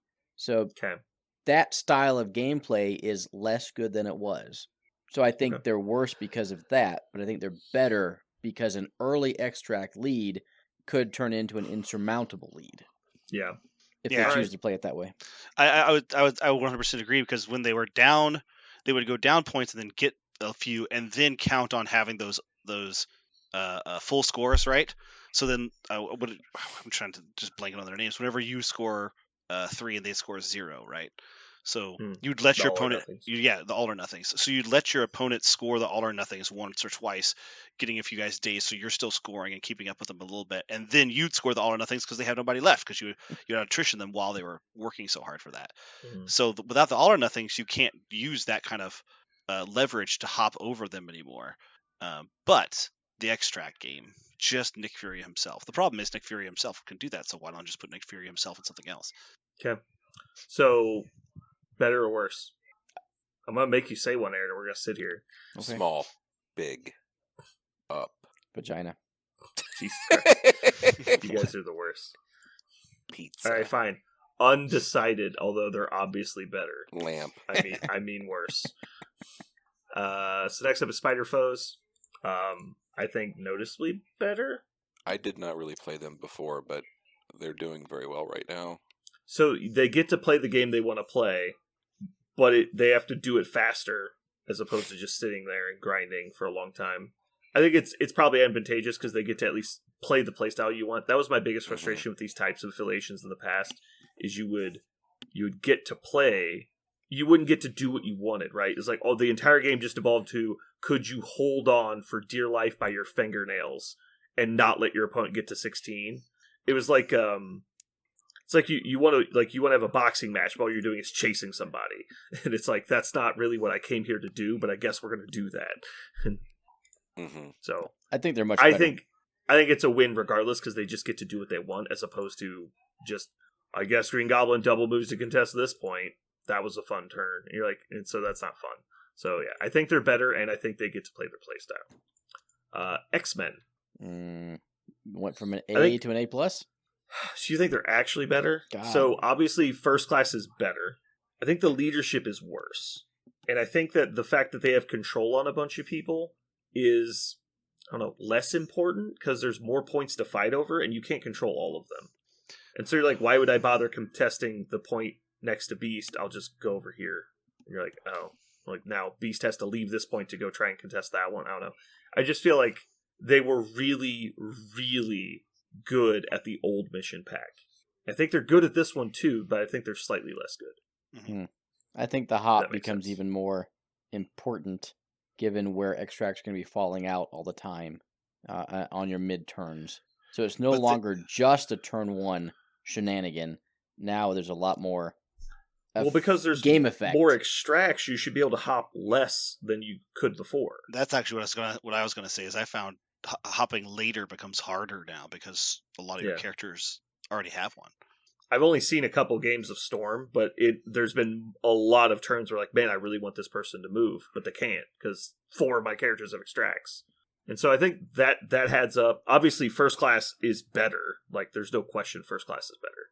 I think the pay to flips are less common, and so there's a chance that might balance out the first class a little bit. I don't know. I think they're slightly worse, like 5% worse. Okay. But I could be wrong. I agree. All right, Jeremy. I think they're slightly better. They're cheap models. They're cheap models that are doing what they want to do. They're only worse because of picking up all the extracts and not being able to hop, Okay. but a smart player will So figure it out. we're on a time limit here, so we're all going to agree still very good. Agree. Lightning round time. Wakanda. We're just going to say better or worse now. Wakanda, better. Worse.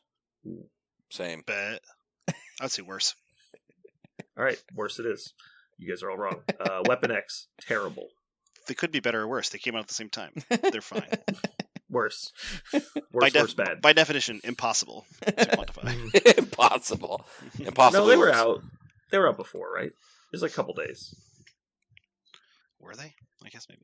No, it was a couple days. You're right. Days. I think it was a couple days There were because they days. released. Yeah, because they came out on Thursday and it was like Friday. Friday. It was like Yeah. Friday. They released the Worse. mission back. Yeah. Worse. They got Web trashed. Warriors.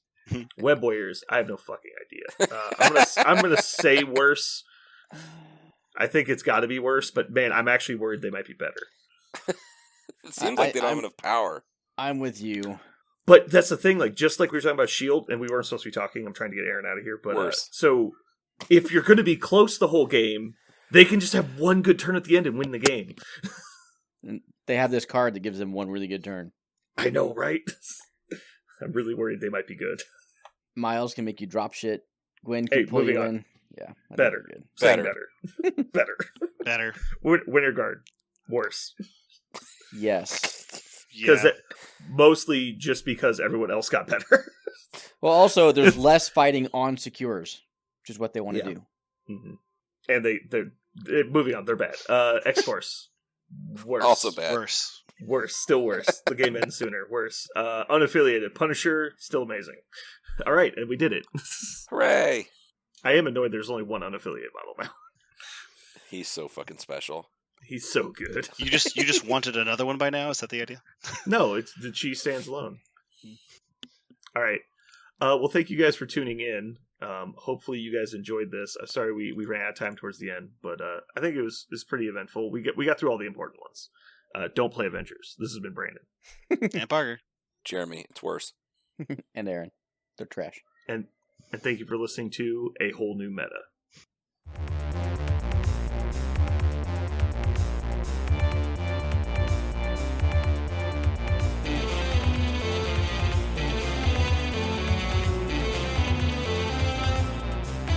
So what are we gonna call this thing? I got it. Okay. Incredible, new, fantastic, astonishing, mighty, original, uncanny, sensational podcast. I'm just gonna put down infamous.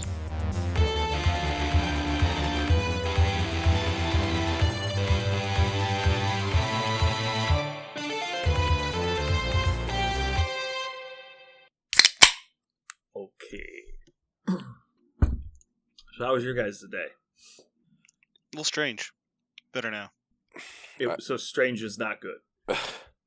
Yeah, it was odd.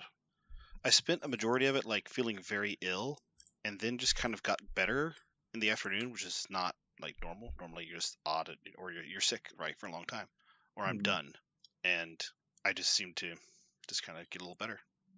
So that was nice. Seems to me that you were like, your sick time is like everyone else's healthy time, and your healthy time is like your sick time. Yeah. Like I just assume you're sick. Yeah, I live an inverse lifestyle where I'm sick. I'm sick most of the time, and then every like 2 or 3 months I might be well for like a week. Yeah. Yeah. It's really terrible. I have It's really terrible. It's really terrible. And the funny thing is, I have like a regular doctor, and for the first time in my life, I went to like a regular doctor's visit, and they're like, "So, is there anything like you want to tell me about?" I was like, "How much time do you have?" Like, and they were like, and she's like, "Well, I don't know, I have other appointments today." I was like, "Well, I could go on and on and on." She's like, should I give me referrals for specialists? I was like, I could go to them, but every time I go to them, I get this procedure or that procedure, this exploratory thing, and they go, "You're fit as velvet, you're fit as fiddle, look great." I'm like, okay, well, I guess fuck me then. You're like, the best I can think is I'm low in iron and also I'm dying. Oh no, my blood tests always come back like A+. A little high in cholesterol, I think. Like everything. I'm not kidding. I've had all that like really simple shit, and then also some of the more complicated ones, like some endoscopies, colonoscopies, like but I've had some, and all that stuff comes back as, "Man, you're just doing well." And I'm like, well, I'm still constantly shitting myself, and I have sinus congestion almost all my life. And they're like, well, I don't know what to tell you. I'm like, well, thanks. I Need guess some sunshine. Take a vitamin. You're like, I think it's that you have some kind of food intolerance that you haven't identified yet. I still think it's that. There's something that you're eating that you shouldn't be eating that normal people can eat. It's probably water. It's probably the water. Yeah, cut the water out. See how you feel. It's probably all that water I'm drinking. I bet you don't get sick as much if I didn't do any water. Like the number of times you'll get sick previously compared to the number of times you get sick after no more water. It's going to be more before while you were drinking the water. Mm-hmm. Yeah, I think we figured it out. It could be weird stuff. Yeah. At any rate, I'm better now. I'm better right now. I was actually really upset earlier because I was like, man, I really want to play games tomorrow. I really want to podcast tonight. Like, the thing that makes me think it's the food is just the rate at which you get unhealthy and then healthy again. Like, it's just like it leaves your system. It's like you're just at home eating Legos. And you're like, it's jamming the gears, and then like it clears, and you're like, I'm good now. Yeah. Jamming the gears. It's because I do feel like a jalopy of a human body. It's just like if I were as a used car, everyone would have passed on me, and it'd just I'd be sitting in the lot for a long time.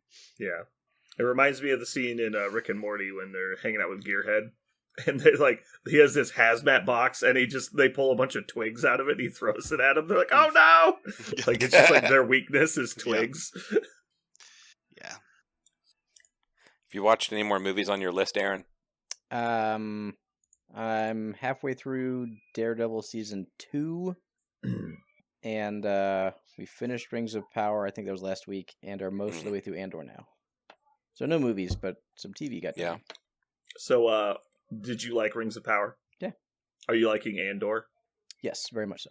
Andor's good.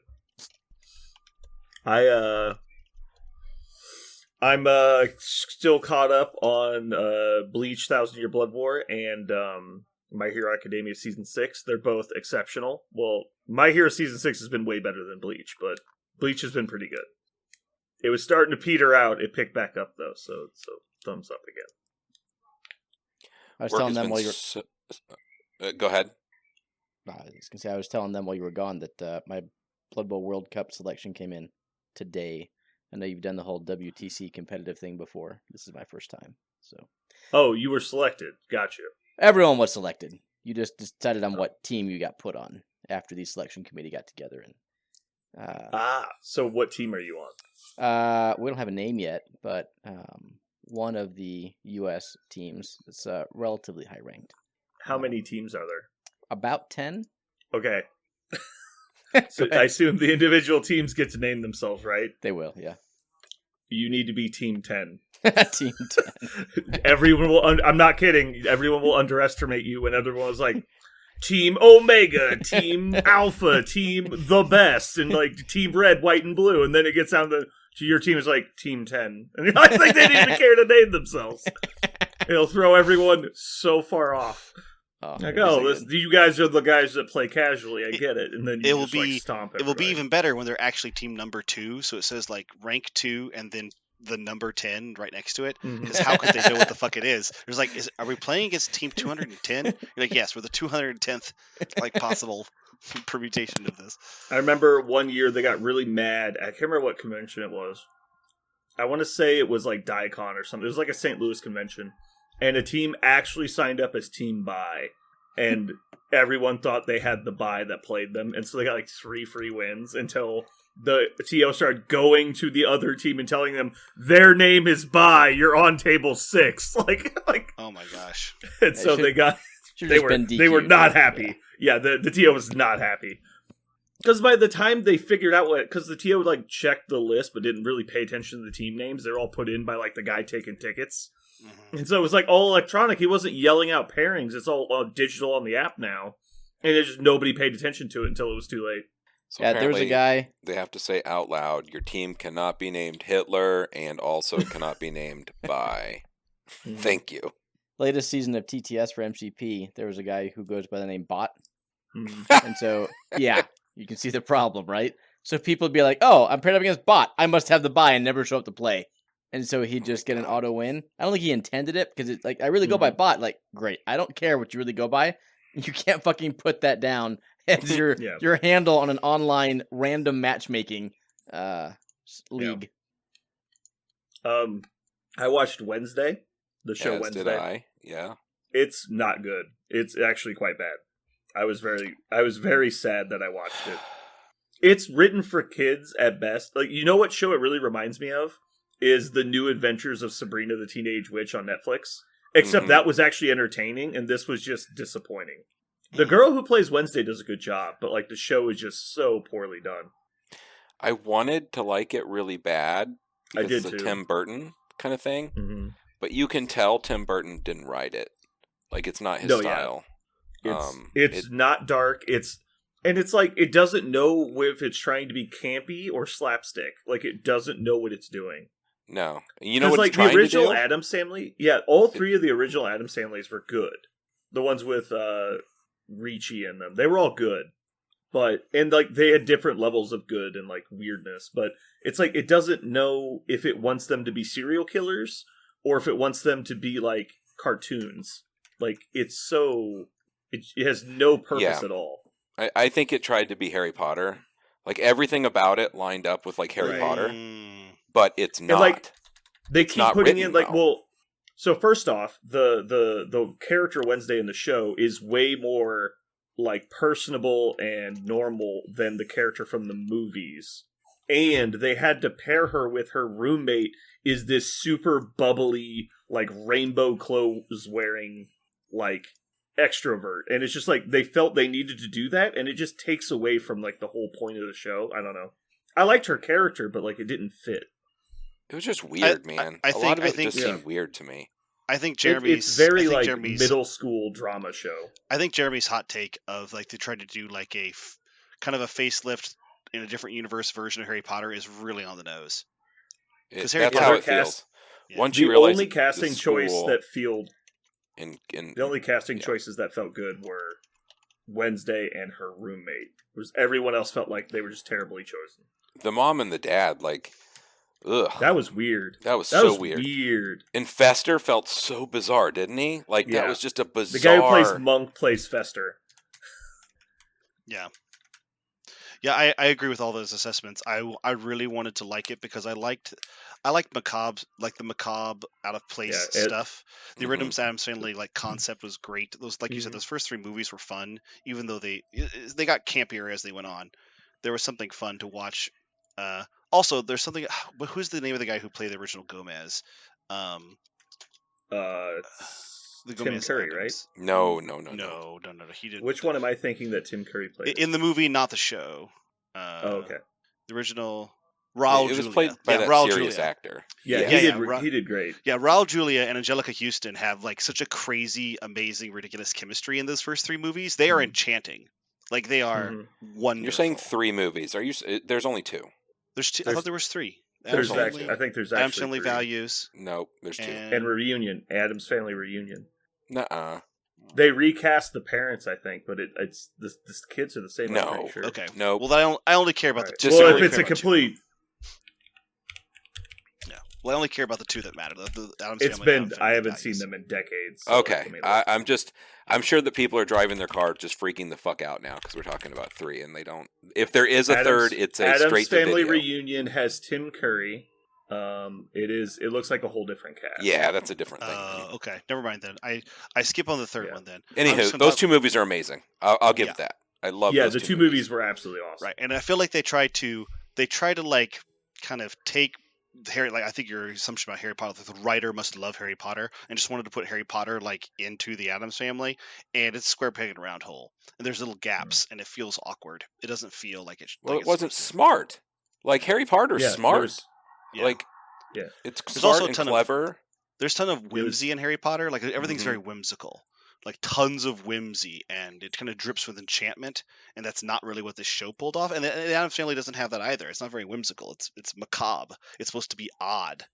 hmm Well, And- it also feels like everything, like there was no mystique to anything. Like everything, they were always threatening like the violence and everything. But at the same time, like, and I don't feel like this is spoilers, so I'm actively telling you not to watch the show. But there's a plot point where Gomez in college was accused of attempted murder or accused of murder, and Wednesday is thinking like she should disown him because he's a murderer. I'm like, that is literally like earlier in the show, she talks about how she would be ashamed of being convicted of attempted murder because she'd be known as a failure. And I'm just like, you don't even know what you're doing. Like, you don't understand the characters. Yeah, it's all very It awkward. was so poorly written. Yeah. I liked the visually. I really did like the contrast with the 2 roommates. Like that That kind was of kept fine. me involved because I was kind of like, okay, she's And they've done that cute, before. and like Wednesday's dark, and I kept waiting for things to happen, but then the dance thing happened, and I was like, yep, this is fucking Jump the Shark. Like, Yeah. like this is So it- for sexy teens to enjoy being sexy. Yeah. I guess I don't understand. Yeah. It was clearly written, but like, it's like Big Bang Theory, right? Where they write a show for people they don't relate to and they don't understand the point, which Mhm. is why a lot of like gamers hate Big Bang Theory, because it's written to make fun of nerds, not for them to enjoy it. Mhm. And so like, because it's written about people, not for them, like there's no connection to the media for the people making it, and it's obvious. You'd love Big Bang. They were playing Catan. You know, the game you like. Yeah. I'm like, oh Well, my god. Like I watched a little like a behind the scenes on Big Bang Theory. 'Cause you can watch Big Bang Theory and if you don't care, like you're half paying attention to it, it can be somewhat entertaining. It's not a good show, but we're talking about like the way they write the show, and they have like 2 like contracted smart people is basically what they call them, and it's like they'll write the situation. It's like, okay, well, they walk by the board and they literally go up to the whiteboard in the room and they write math stuff on the board, and then they're like, all right, we need to create a conversation around what's on the board, and then so they write the scene and then tell the smart guy to come in and put something on the board that might be relevant to this conversation. And it's just like once you see that and you watch it, like, yeah, they like, even the actors clearly have no fucking idea what they're talking about, and like they're making fun of the fact that people even know this. I just don't like the laugh track. Shows that have laugh tracks break me. Like I can't. I don't if know, it's something- overdone, it's really annoying. I don't. I noticed it one day and I was out. Like I can't stop Yeah, on that show. it is kind of particular. veil piercing a little bit. The problem is when they pause the dialogue for the laugh track. Mhm. That's really bad because you're just like, there's like 5 seconds of silence that should be silence, but you've included fake Yeah. laughs. So work has been so bad that after Christmas I was like, I'm taking 3 days off. The first day I was taking off, I got called in immediately. The second day I was taking off, I got called in immediately. The third day I was taking off, I just went in, so then now I can try that again. So now I'm trying to take 3 days off in a row. We'll see how it goes. We'll see how it fucking goes. But my point with the movies and stuff, I've just been watching a lot of stand-up comedy that I haven't been watching lately. There's some good stuff out there I hadn't watched in a while. I miss the radio station that was just stand-up. There used to be a radio station in KC that was just stand-up. It was there for like 3 years. Yeah, it was good. But it did help. I was like, I just sat here for like 5 hours watching the stuff I haven't seen recently, and I was like, okay, I'm getting a little better, I suppose. I watched the first episode of Tulsa King today. Really? What is that? It's Sylvester Stallone plays a mob boss just released from prison. And so he goes back to the family and is expecting some kind of big reward. And they, instead of like basically giving him his territory back in New York City, they tell him that they're giving him Tulsa.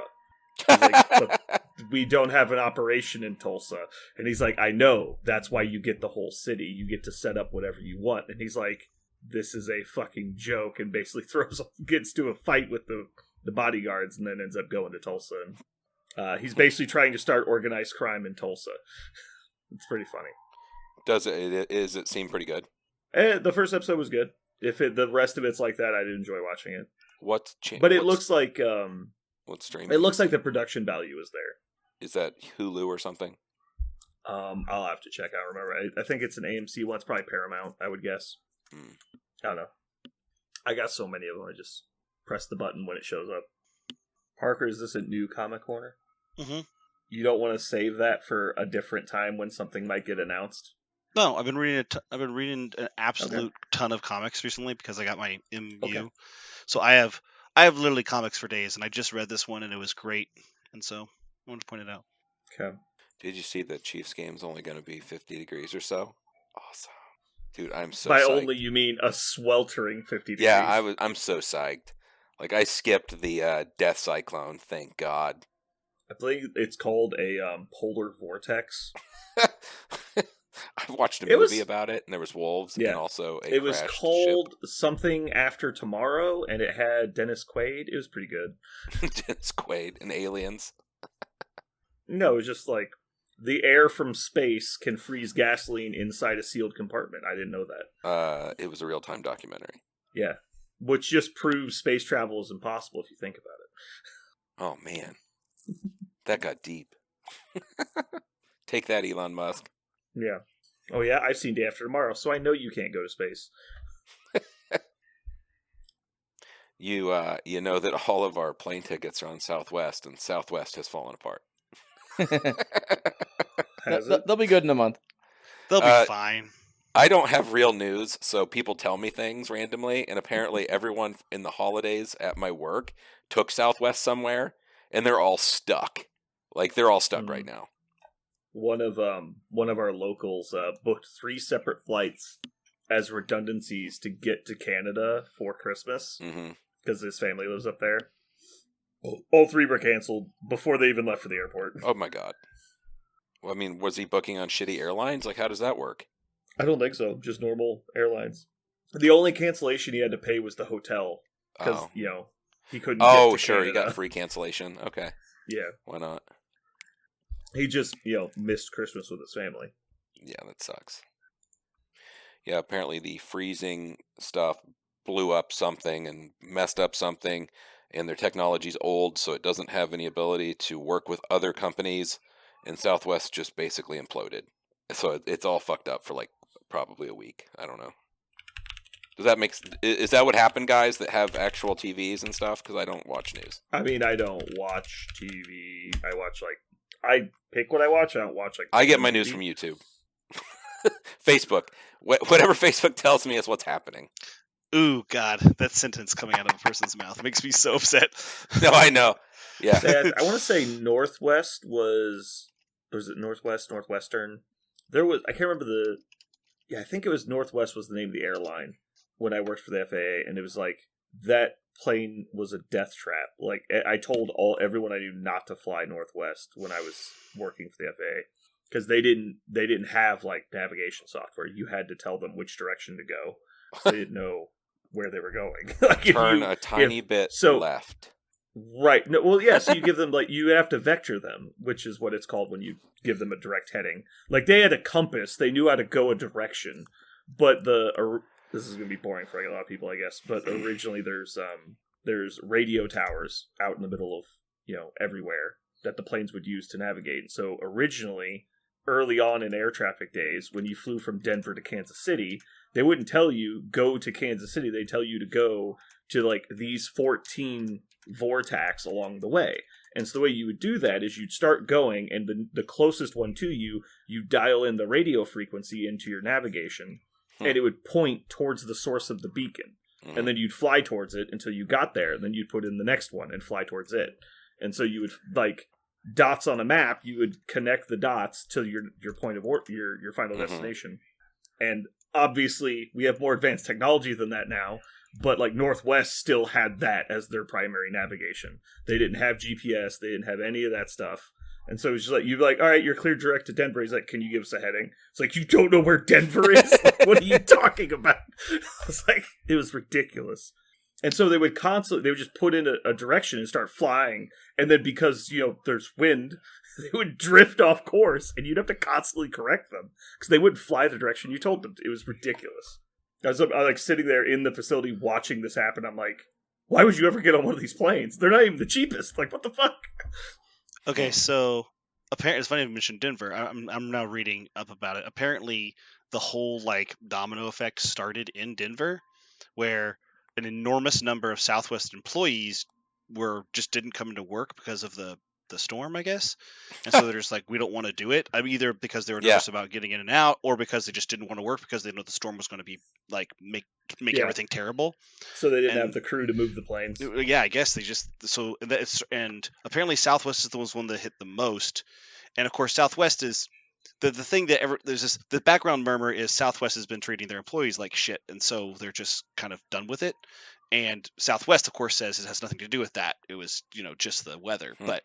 Totally other shitty reasons, right? Not related to our shitty treatment of our customers. The other thing that Southwest is blaming is apparently their tech infrastructure, like the system that they use to manage all their flights, is apparently just terribly out of date and awful. And so as soon as this like series of delays happened in Denver, like their entire infrastructure collapsed, which apparently it's all held together by duct tape and dreams.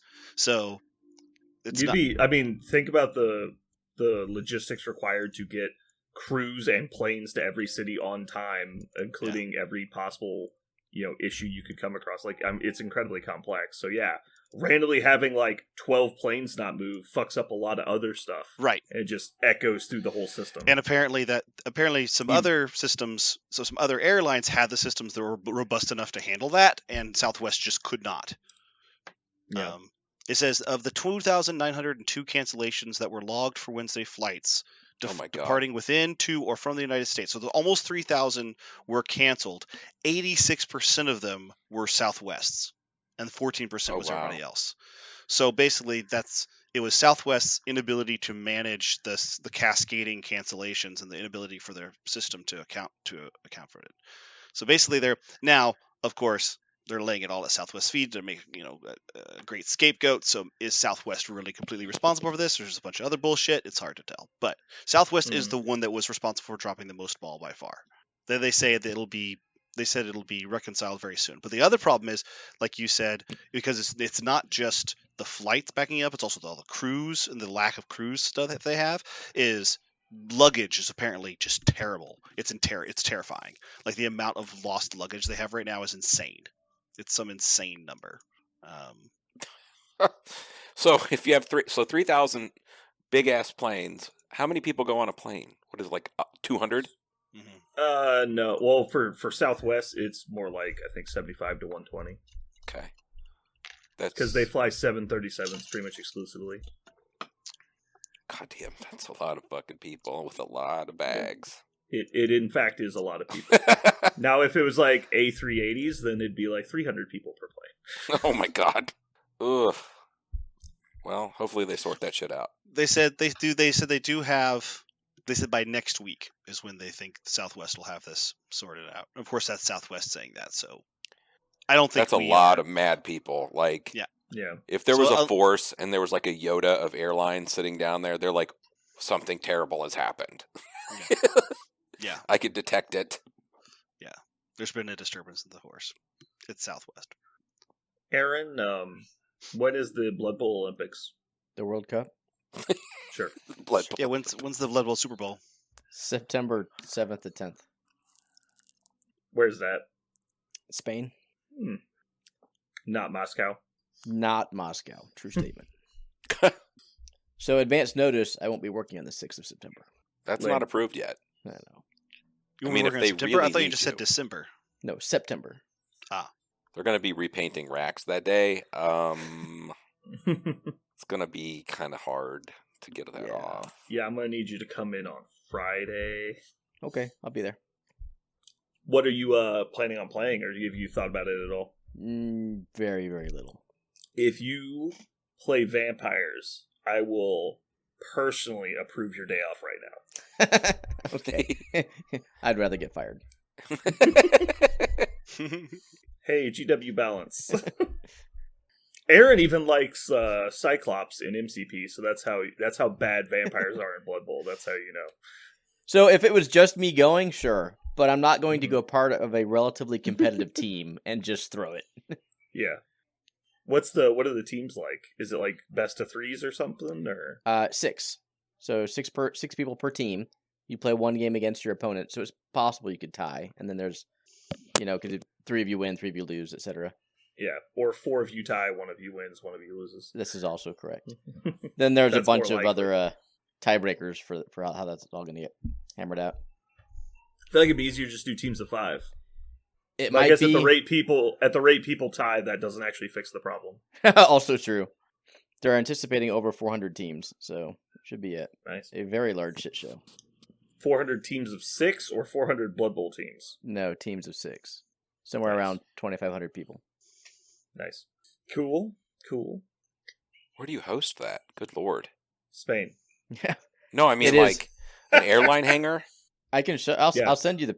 It's Sure. usually like a larger hotel. Or This is not a hotel. This is a smaller convention center. It is an empty warehouse Kmart. that gets Did rented Kmart out make for it to stuff Spain? like this. Say the first WTC where America went for War Machine, it was held in Poland in an old empty airplane hangar. Nice. I mean, that's just a lot of fucking tables. That's a lot of space. A lot of space Yeah. for that. Good lord. Well, it's a lot easier for Blood Bowl because it's not a game table, right? It's just a table that you put a mat on, Yes. and then it's a 2x3 game space. It's very doable. Like you can just play on white tables. It's a little cramped, but it's fine. As where if you're doing like 40K, you need like 4x6 tables with extra space and blah blah blah, and you have to like transport terrain and everything. Yeah. Although I imagine they'll have to supply mats because like not everyone's going to want to fly there with their mat on the plane. Ooh, there's a lot of questions I have to ask on the logistics. Mm. That's a good point. Well, we'll tell everyone who's not flying, like all the effing Europeans, to bring the mats. Well, but a lot of the Blood Bowl players in Europe, don't live on the same landmass as Spain, right? Pretty sure they do.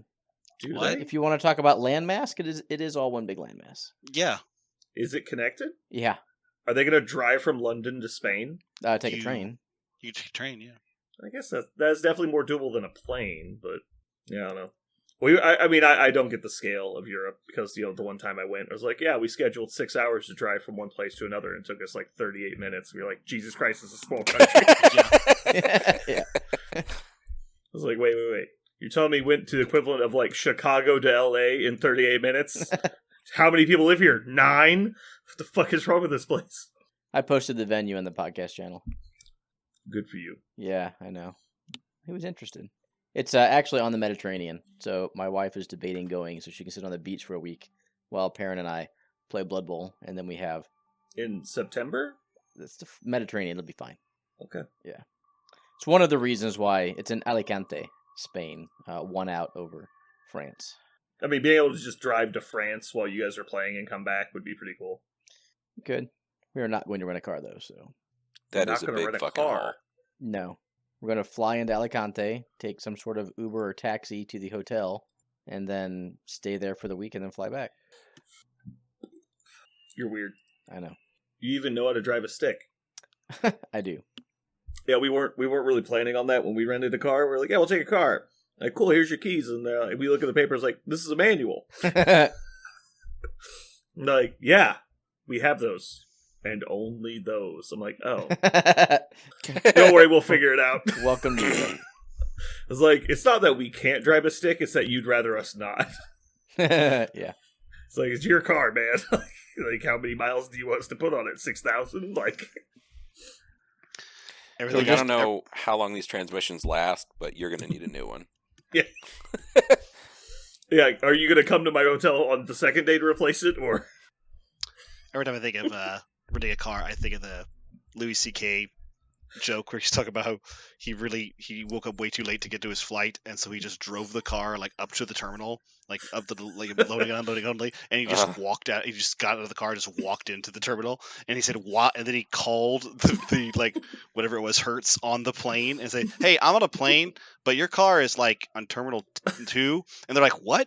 You can't do that." He goes, "Well, I did, so." Do you want to get the car? Do you want to get the car? And he goes like, I guess. So it's definitely going to get towed in about 8 minutes. You better hurry up. Yeah. It's in an unloading zone. And so he said, I never realized what I unlocked. There's like, if you wanted to, you could just like, while the car was still in gear, just get out at a busy intersection and walk into the place you wanted to go and let it coast into the intersection, and then call them later and say, your car is at 4th and Vine. Just go ahead and come pick it up. It's just, it's slowly moving down a hill. Can you hire like a reverse Uber to deliver your car? Like they Ubered your house, an Uber driver does, and then they drive your car back to the like rental place. Enterprise will like drop the car off where you want it to be dropped off. I do not know if they will they pick the car up? I don't know. I mean, I'm mean, guessing they eventually, will. right? They will by default, right? If you just walk Eventually. away from it.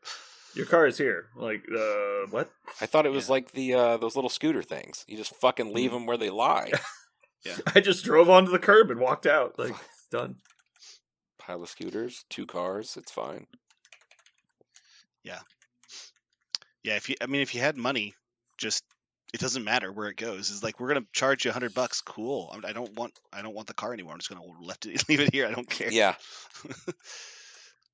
Look up what that insurance covers, because I got some, and there you go. Yeah. Bye. Did I say I left it? I meant it was stolen. Yeah. But I think the thief might have left it here. It was stolen. I feel like we've got to get going because doesn't Aaron have a pretty hard curfew tonight? All right, we'll get started. I mean, we started. That's all that matters. Like, we need 2 hours of like recording time. Got it. We don't need it all to be meat on the bone. Like, we don't have anything to talk about anyway. We're literally just going to do this after the introduction.